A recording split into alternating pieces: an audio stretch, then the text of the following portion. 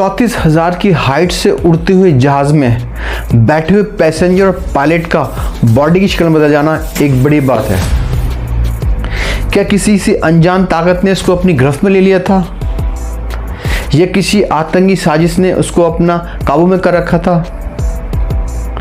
या किसी ने पायलट को आदेश दिया था उस फ्लाइट को उड़ाने का? देखने सुनने में एक फिल्मी कहानी सी लगती है, एक थ्रिलर कहानी सी लगती है, लेकिन ये एक रियल हादसा है जो कि पूरी दुनिया को हिला दिया। रात के तकरीबन 1:25 पर हेलियोस एयरवेज की फ्लाइट JU522 लंदन से उड़कर लैनका एयरपोर्ट पर लैंड करती है। कुछ घंटे बाद ये अपनी दूसरी फ्लाइट उड़ान की तैयारी करती है। नेक्स्ट उड़ान के लिए उसे लैनका एयरपोर्ट से ग्रीस के एथेन इंटरनेशनल एयरपोर्ट पर जाना था, जिसके लिए नए क्रू और पायलट को नियुक्त किया गया था। इसके अंदर जो क्रू के 6 मेंबर थे और 115 अलग से पैसेंजर थे। इसका नेतृत्व जर्मन पायलट हैंस कर रहे थे, जो कि हेलियस एयरवे में कम से कम तकरीबन 35 साल से इसी में काम कर रहे थे और इनका एक्सपीरियंस 16,900 आवर्स थे।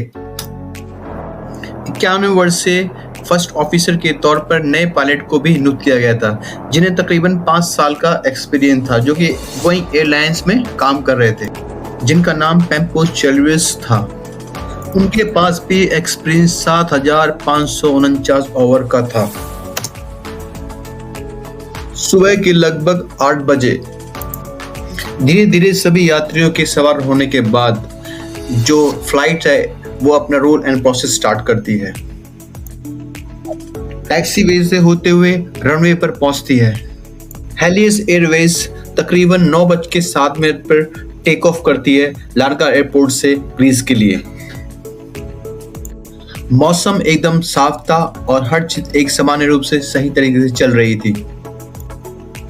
टेक ऑफ के तकरीबन 10 मिनट के बाद प्लेन जब 12,000 की ऊंचाई पर पहुंचता है तो तभी एकदम अचानक कॉकपिट में केबिन प्रेशर अलार्म बजने लगता है। इस अलार्म का मतलब है कि पायलट को यह बताना पड़ता है कि जो केबिन में कोई प्रॉब्लम है और इसलिए पायलट को और हाइट नहीं बढ़ानी चाहिए। लेकिन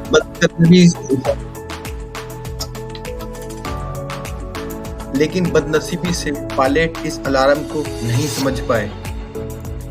पायलट ने समझा कि ये टेक ऑफ कॉन्फ़िगरेशंस फ्लाइट का अलार्म है, जिसे टेक ऑफ की फ्लाइट से पहले बजना चाहिए था, जो कि ये अब बज रहा है। पायलट की समझ में कुछ नहीं आ रहा था कि क्या करें। फिर उन्होंने टिक करने की कोशिश किया कि किस तरह से इसको प्रॉब्लम को सॉल्व किया जाए, लेकिन जो प्लेन था तकरीबन 18,000 के ऊपर तक पहुंच चुका था। उसके बाद फिर थोड़ा उन्होंने कोशिश किया, करने के बाद फिर उन्होंने मेंटेनेंस डिपार्टमेंट नीचे जो है उस पर कॉल करने की कोशिश की इन्होंने। जैसे ही वो मेंटेनेंस डिपार्टमेंट हेलियस को मेंटेनेंस को कॉल करते हैं, उसी टाइम फिर दूसरा अलार्म जो ऑक्सीजन अलार्म बनना शुरू हो जाता है, पैसेंजर के लिए बनना शुरू हो जाता है और देखते ही देखते केबिन पीछे की साइड में ऑक्सीजन मास्क लटकने शुरू हो जाते हैं। कॉकपिट में पायलट को अभी तक ये भी नहीं मालूम था कि पीछे की साइड में जो ऑक्सीजन मास्क से लटक चुके हैं। अभी भी पायलट इसे लैंडिंग मैसेज समझ के मेंटेनेंस डिपार्टमेंट को कॉल कर रहे थे, उन्हें समझाने की कोशिश कर रहे थे कि प्रॉब्लम सॉल्व हो। पायलट जो थे, जो ग्राउंड इंजीनियर टीम है, उनसे वो बात करने की कोशिश कर रहे थे कि क्या प्रॉब्लम है। उन्होंने बताया कि शायद कोई कूलिंग सिस्टम काम नहीं कर रहा है, वेंटिलेशन उनके हिसाब से। बात करते करते एकदम बीच में बात खत्म हो जाती है। जो पायलट है नीचे जो ग्राउंड इंजीनियर से बात नहीं कर पा रहे हैं, तो बाद में फिर वो परेशान हो जाते हैं इस हिसाब से। 34,000 की ऊपर ऊंचाई पे जो प्लेन है अपनी मंजिल की तरफ बढ़ रहा था। 9:30 पे सुबह दोबारा फिर ATS उसको फिर कांटेक्ट करने की कोशिश करता है, तो कांटेक्ट नहीं हो पाता है। 9:37 पर प्लेन साइप्रस के एयरबेस से निकल के वो एथेन के एयरबेस में एंटर करता है। जैसे कोई भी फ्लाइट किसी भी एयर स्पेस से निकल दूसरे स्पेस में जाता है तो वो ATS से कांटेक्ट करता है, लेकिन इस फ्लाइट ने अब ATS से कांटेक्ट नहीं किया होता है। फ्लाइट तकरीबन 35,000 किलोमीटर की ऊंचाई से एथेन के जो फ्लाइट जो पैटर्न होता है उसको फॉलो करते हुए चक्कर मारता है। ATS के बार बार कांटेक्ट करने पर भी वो जो पायलट से कांटेक्ट नहीं कर पाता। जब काफ़ी कोशिश के बाद पास के जो एयरफोर्स के जो AF-16 जो जहाज़ है उनको वो भेजते हैं चेक करने के लिए क्या मसला है। इस तरह से जो एयरफोर्स का जो पायलट होता है चेक करता है कि इसमें क्या प्रॉब्लम है। जो दूसरे जहाज में झांकने की कोशिश भी करता है कि ये कुछ मूवमेंट नहीं हो रही है, तो देखता है कि यहाँ पर एक जो पायलट है वो नीचे की तरफ झुका हुआ है, ठीक है। और फिर देखता है कोई सारे जो भी कोई उनको ध्यान भी अटेंशन करता है कि इधर कोई देखे, लेकिन कोई भी सारे जो पैसेंजर नीचे गिरे हुए होते हैं ऑक्सीजन की वजह से ना होने की वजह से। उसके बाद फिर थोड़ी देर बाद वो देखता है, ऑब्जर्व करता है जो पायलट है जो फोर्स का, कि एक बंदा कोई आगे की तरफ कोई बढ़ रहा है, पायलट की तरफ बढ़ते हुए नजर आता है उसको।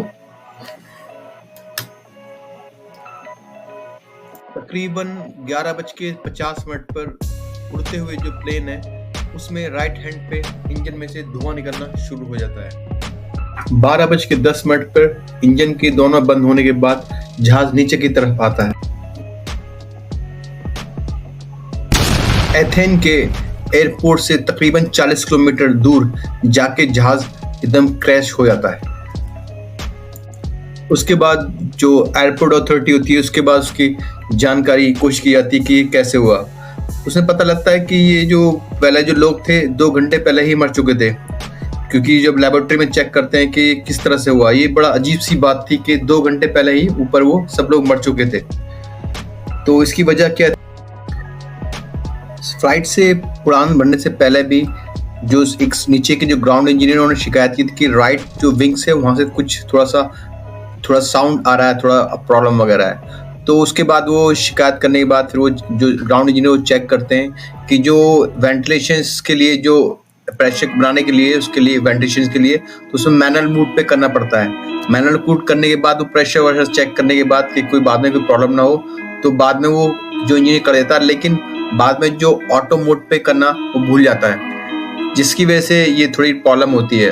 तो जब वो ऊपर जाता है तो इसी वजह से जो सारी ये प्रॉब्लम होती है, वो जो बटन जो होता है मैनुअल मोड पे होता है ना कि ऑटो मोड पे होता है। तो ये जो बड़ी दुर्घटना थी जो कि इस वजह से हुआ, तो ध्यान रखना चाहिए। तो ये एक अजीब तरह की बात है। इंशाल्लाह। Thank you for watching and like. Okay.